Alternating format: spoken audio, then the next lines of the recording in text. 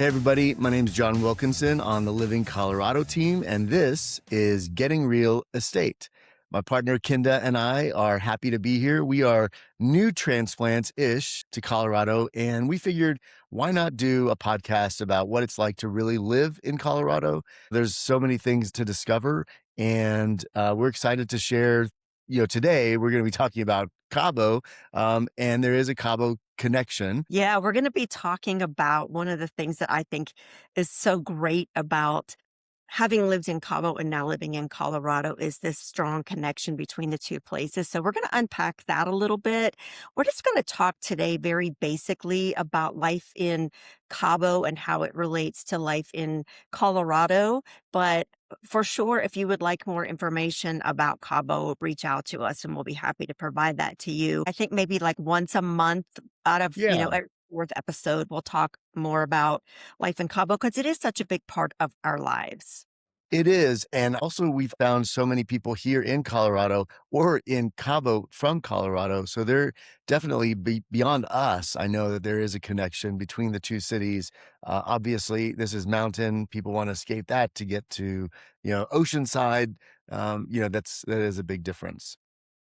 Yeah, one of the things that actually brought me to Colorado, interestingly enough, was when I lived in Cabo and I lived there for 7 years. I would just in general like find a really cool person that I thought was like so cool. I really like this person. And I was a real estate agent in Cabo as well. And I would be showing property to people. And one of the normal questions I would ask would be like, hey, where are you from?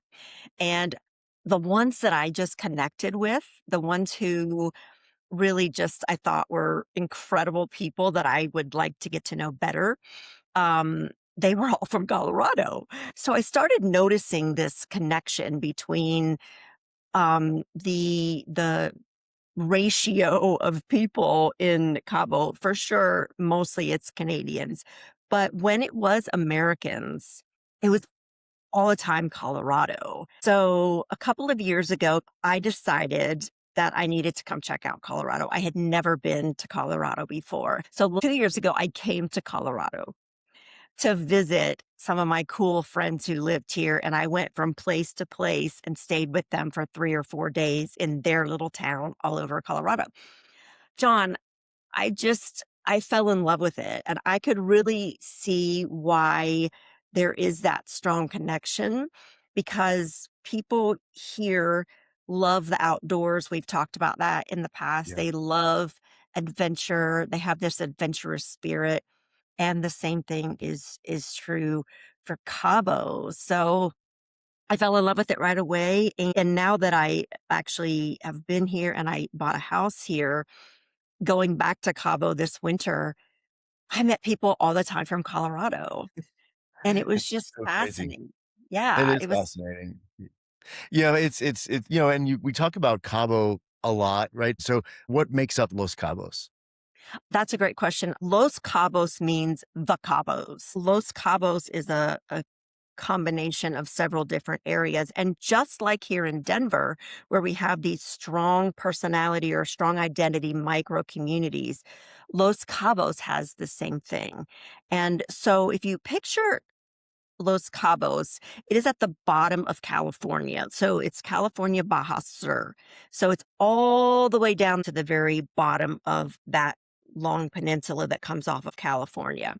So on the Pacific side, you have the Pacific side. So Mhm. that's where you're going to get bigger waves, you're going to get cooler temperatures, more wind.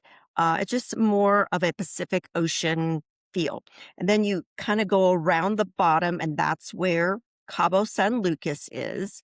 That is where all the cruise ships come in. There are lots of tourists, lots of partying, lots of um, tourist gifts and lots of bars. That's where kind of the scene is if you Squid want to. Row and That's all of that. right, like the Yeah, yeah, yeah, Squid Row, Cabo Wabo, all of yeah. those crazy places. So if you want to go on a spring break, that's a lot of fun and full of activity. If you want to go on a bachelor party or a bachelorette party, that's where you want to go. And then as you drive up towards The next town, we have the corridor. Mhm. And when I first moved there, the corridor between Cabo San Lucas and San Jose del Cabo was just ocean. Like you drive down and there was the ocean.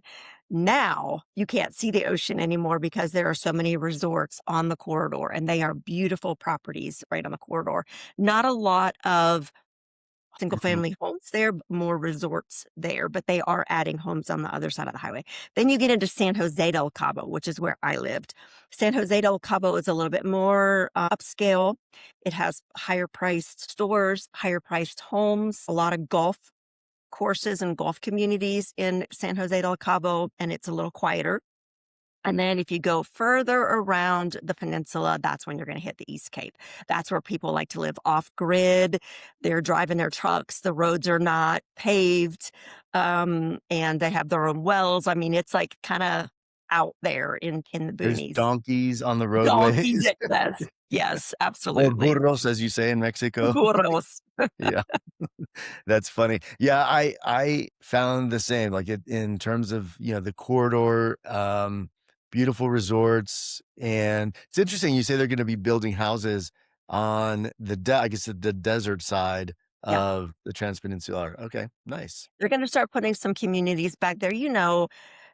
It's there's never a patch of land that's beautiful where they're not gonna, Yeah, put up develop develop it. it and put up homes. It's just where can we put more homes? And that's Yeah. been one of the issues in Cabo, and we will talk about this more in future weeks, but the infrastructure is struggling a bit to keep up with the growth in Cabo, Mm, and especially in Cabo San Lucas, sometimes they have some pretty significant water shortages. Water's always an mhm, issue, and it's an issue in Colorado as well.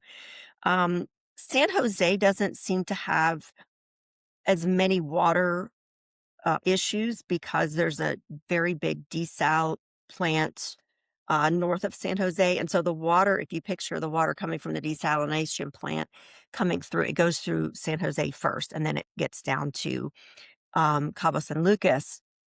And so when buying a property in Cabo San Lucas, one of the things you need to really think about and ask your realtor is what's the water situation.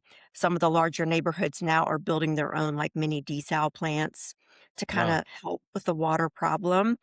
And then electricity is also a bit of a hot topic, if you will, in Mhm, Cabo right now because the grid is unable to kind of keep up with some of the fast development that's happened over the past few years.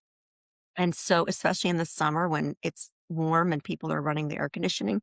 So, sure. we're starting to see over the past year or two rolling brownouts. So, they'll turn power off to a certain like to an area for an hour every day, and then they'll roll it to the next area and they'll turn Wow. power for an hour a day. And it kind of rotates around just to take some of the pressure off of the electricity grid.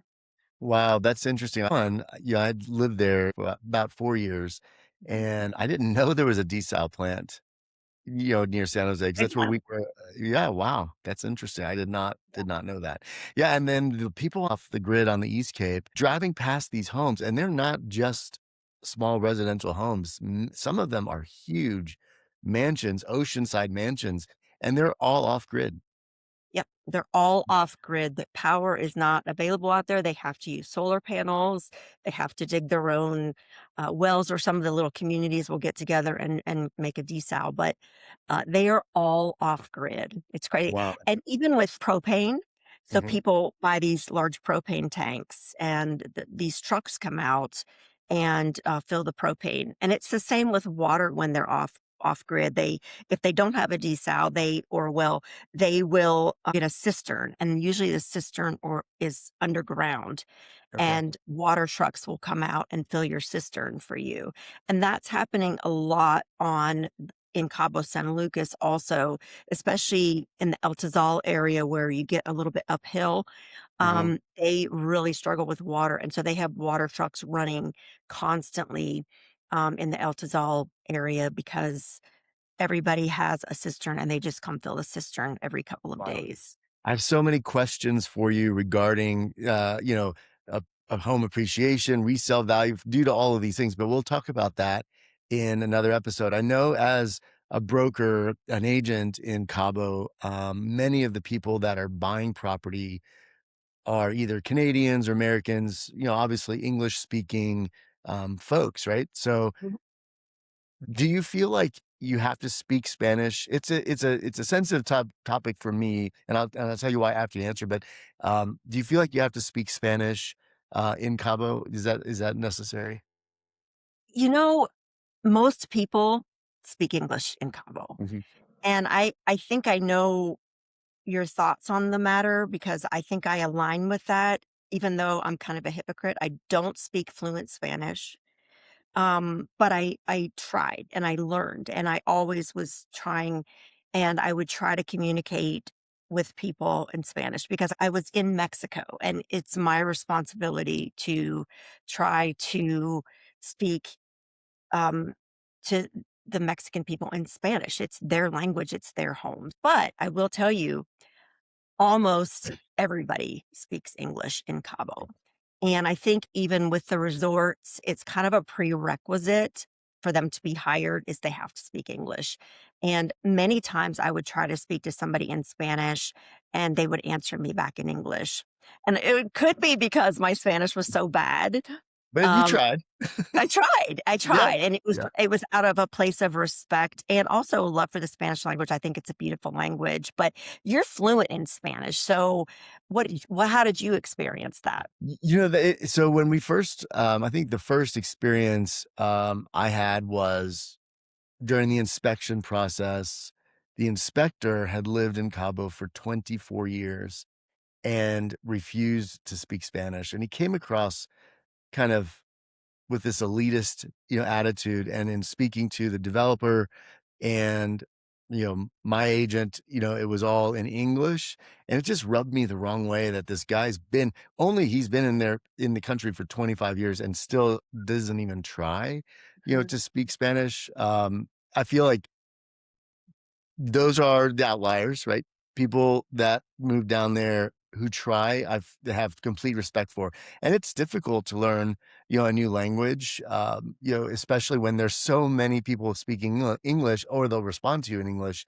You're not fully immersed. And I think that's one thing maybe to take away if people are considering moving there is like, you're right. Because it is a resort destination, a vacation destination, everyone, the Mexican citizens for the most part, all speak English and fairly well.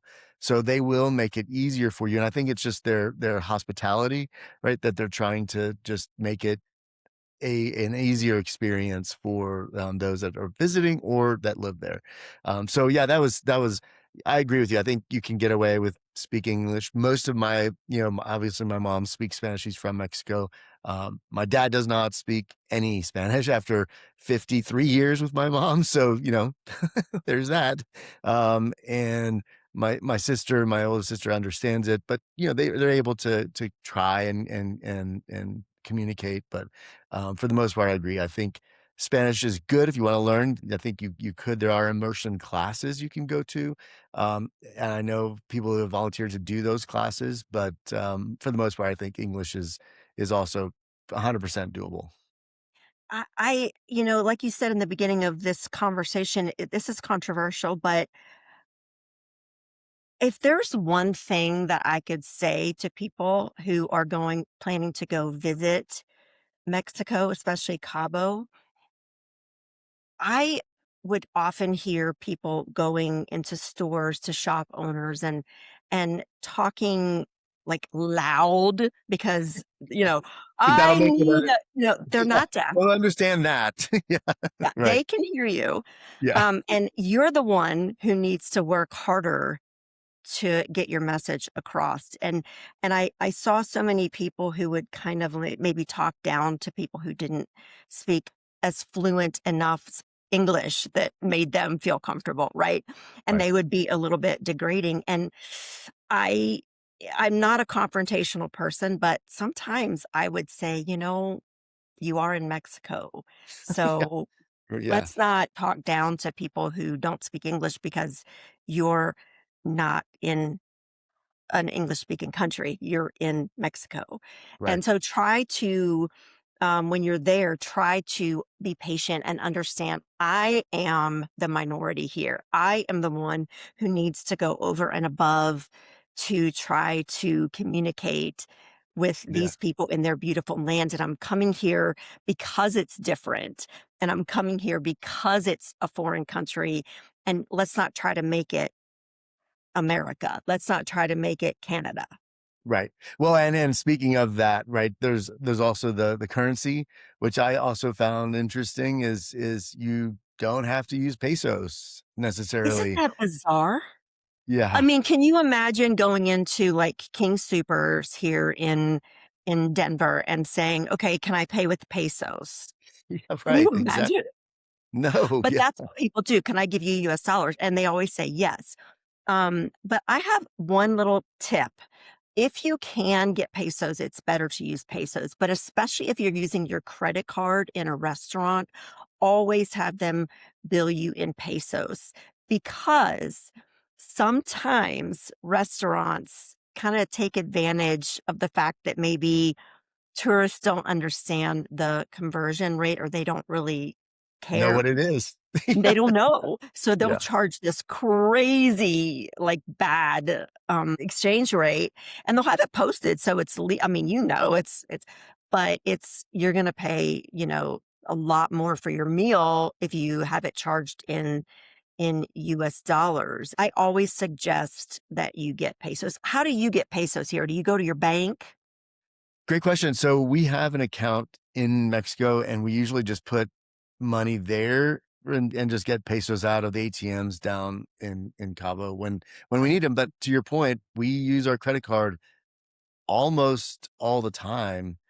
Really, I'd say 95% of the time we use the credit card and we do that is just have them charge in pesos.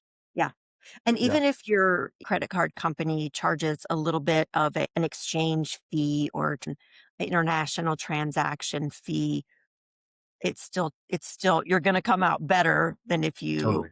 pay in US dollars They do interest. that. I know they had those posts. If it's 19, pesos to the dollar, they'll say 16 pesos to the dollar, and they'll Right, say it and right in wow, the thing. So it makes the that adds up difference. pretty quickly. I listened to a radio show slash podcast, Jeff Lewis Live on Sirius XM, and he has gone down to Cabo several times over the past 5 years.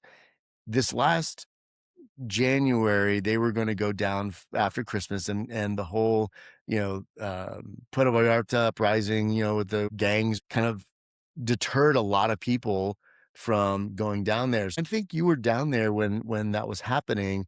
Was. Did you feel unsafe? Have you ever felt unsafe in Cabo?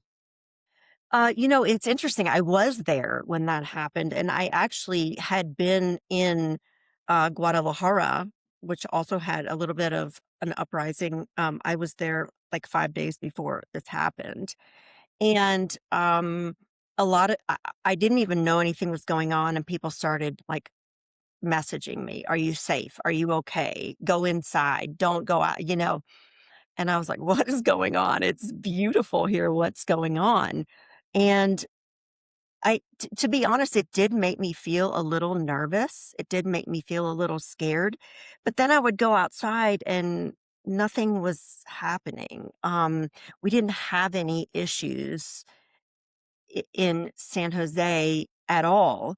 And then I started seeing people all around Mexico who were expats like myself posting videos saying there's nothing happening here. It's fine.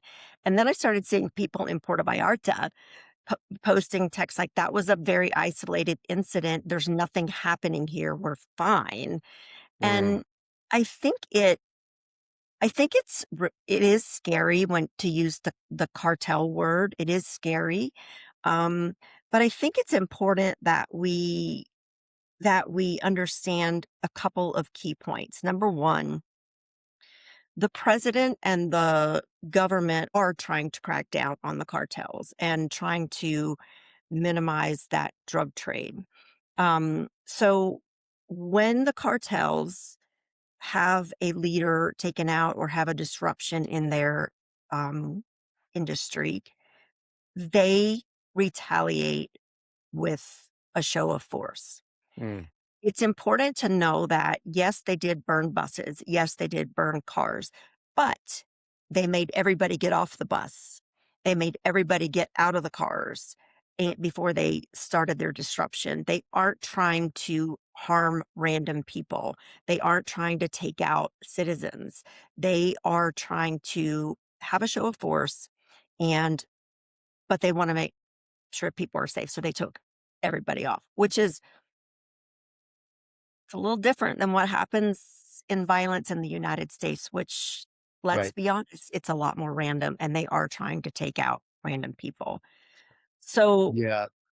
that's the first thing that I think we all need to remember. And it's good that we're trying to fight the cartels.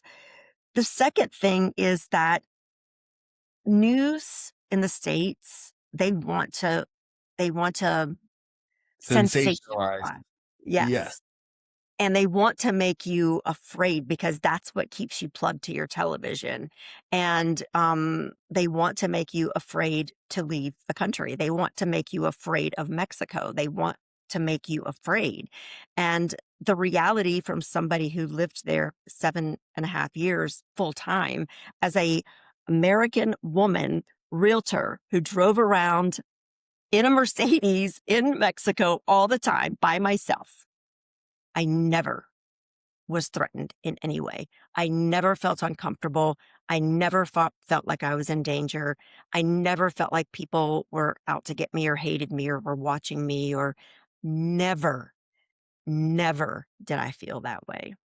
Yeah, that's great. I agree. I've never felt unsafe in Cabo, really anywhere that we've visited in Mexico. And, there's definitely, I know that the stories that can be sent and get sensationalized that scare people. But I agree. I think it's when I heard, Jeff talking about really it wasn't him, his family just kind of canceling because of this and they were just scared and they're going to stay, they were gonna go somewhere else. Even if you go and you stay in your resort, it's fine. There's plenty to do on many of the resorts, but there's so much to experience, outside of the resorts. One of the things we used to like to do, there's this, not, I shouldn't say hoax or whatever, but because it is true about swimming in the oceans, around Cabo. But there are pockets, right? So we went for the first time to, Santa Maria, which is a bay, and it's so beautiful right in front of, Montage. Yeah, Yeah, Montauk. Montage Resort. So it's a great area to swim and snorkel, and going out in Beautiful. the public again, not feeling unsafe at all, and you're at a public beach. But are there swimming areas or ocean sides, beaches that you kind of, have found that you can actually get into the water, relatively safely? Yeah, I think it's really important to know that because a lot of people think, hey, I'm going to the beach. I want to Yeah, go swimming. And I do not recommend, in general, going into the ocean. There are, like you said, little bays and little pockets of areas where you can swim, and it's very evident because there are people in the water. But if you don't see Mexicans in the water, don't get in because yeah, they know where not to go. But that's a that great Santa point. Maria is beautiful. That's a beautiful little bay. There's one in Palmilla that is in San Jose and, it's kind of interesting because, Palmilla is a very high-end neighborhood in San Jose, and you have to kinda drive in through the neighborhood to get into the beach at Palmilla, the cove there, but all beaches anywhere in Mexico are fully accessible. And it's part of the law that just because you live in a nice neighborhood, you can't block off access to the beach. So they have to have open access to the beach. And that's a beautiful place It is. to go and swim. And the water's amazing and it's clear. And then also, there are some places on the East Cape where you can get in. Yeah, I found East Cape a little bit, so I don't know if it's because Cabo is so close to the Pacific, 'cause going to Nobu or Hard Rock or even up to Todos Santos, like all of the hotels on the beach across the Pacific, I would never get in the water on the No. Pacific side because it is, like you said earlier, it's windy and the waves are insane. Yeah. But I've seen people even in, I think outside of in San Jose, outside of Viceroy, where they had to get people Yep. had to get rescued, and the security guards are stripping down to their underwear to get out there, risking their lives, Yep. right? To go and save, these teenagers or whatever, which thank God they were able to do that. But, Yeah. I talked to some of the workers and there have been drownings, but it is very dangerous to get into there. So like I love your point about if you don't see locals in the water, do not get in. No, The do red not flags are get there in. for a reason. What happens is there is a steep drop off shelf. So it's not very far in that you get into a certain point and it's going to drop off really quickly. And then it creates this washing machine riptide that it doesn't matter how good of a swimmer you are, you can't get out of it. Yeah, And then you get tired and the waves keep coming we see videos all the time of people and they're trying to rescue them, but there's only so much they can do to get to them when the riptide keeps pulling them out and pulling them under, and they're getting more and more tired. And it's a horrible thing to watch, but it is a cautionary tale. Don't go to this country and think I can get in the ocean because I want to get in the ocean. Listen to the rules, listen to what people tell you. 100%. I think the best way to enjoy the ocean is from a nice restaurant patio, you know, or With next to the pool margarita. with a margarita, some ceviche or tacos, nachos, something like that. I like your Will be great. style, John. Yeah, I yeah, like I think that's great. So speaking of, what are some of your favorite restaurants or places to go eat? I mean, obviously, you're gonna know, some of the hidden gems, having been there for so long. What are your favorites? There are different types of restaurants. One of the ones that we used to always go to the minute we would land, get ready to go to our home, was we'd always go to Zippers because Zippers is this little like local, well, it used to be, now it's out. The word is out, but it's this little bar restaurant. They always have live music and it's always locals playing music. And it's a bar. I mean, it has, Yeah. you know, French fries and tacos and things like that. But you're right on the ocean. And so Yeah, it's you sit beautiful. there and you can just feel the ocean water um, and the smell of the ocean and the feeling of grounding you. So that would always Sure. be the first. That was our tradition. We would immediately go to Zippers, and that helps you kind of downshift. There's also a really cute Italian restaurant that we loved. And it's called Come a Casa. It's this brother and sister, and they were like 20 when they started the restaurant. Their dad is a well known Italian chef in one of the restaurants in Cabo San Lucas. And they started making homemade pasta when they were little kids. They would, to sit there every day and make homemade pasta for the restaurant. And they decided they wanted to open this restaurant in San Jose. So their parents helped them. And now the kids are, I don't know, they're 23, 24. And I love this story. I love that it started off in this little tiny space and then it expanded to the back. Now it's expanded to the side and Right. it's just growing so fast and it's growing organically by word of mouth. And the food is amazing too. Um, but those are two of my really favorite places. What Love about you? Where do you guys like to go? Yes. That no, so, Hayden, our son, loves, Pescadito Break, which is right next to Zippers. Yeah. And it's It's a similar hipper vibe. Yeah, it's a hip. little more Yeah. kind of like hip, Yeah. but you're still feet in the sand, as you're eating. And the food is really good. The drinks are great. And like you said, the view, I mean, that's where all the surfing, in Cabo, Yeah. happens. I know people prefer Pacific or down East Cape is better for surfing, but in Cabo, that's kind of the surf area. So Pesquito Break for sure. Billy used to love a place called Flor de Noche, which is the pool bar in Cabo Azul, which is so weird, but it had a great club sandwich that Billy loves, and so we would go there. And then margaritas, because Javier's is a Mexican restaurant that is also they have one in Aria in Vegas and also in Los Angeles and Orange County. Anyway, their margaritas are amazing.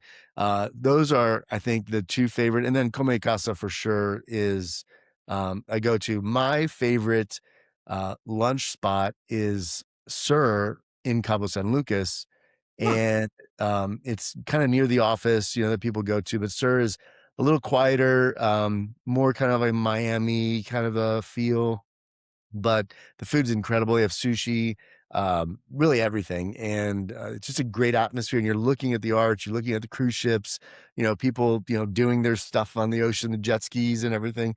it's So those are incredible. our kind of our favorites. And you're right there, like you said, right there by the arch, which is the iconic structure. It's a rock structure that everybody associates with Cabo. And um, when we first started going to Cabo, when we took the kids there, we had lunch at the office or breakfast, I think, at the office. And Okay. then the office has this little boat dinghy that will take you out to the arch. Well, this has been so fun talking about Cabo, and I know a lot of people who watch this, maybe watching because they're thinking about going to Cabo. Go, it's a great place.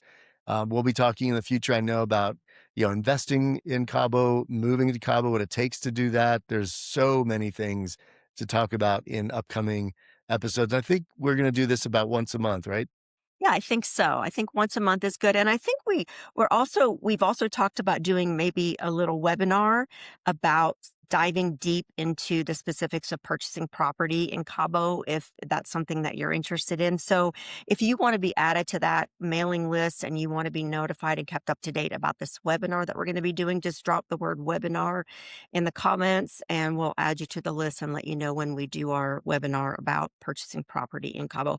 And as always, any questions that you have about Colorado or about Cabo, just drop them in the comment. We check all of our messages and we're happy to help.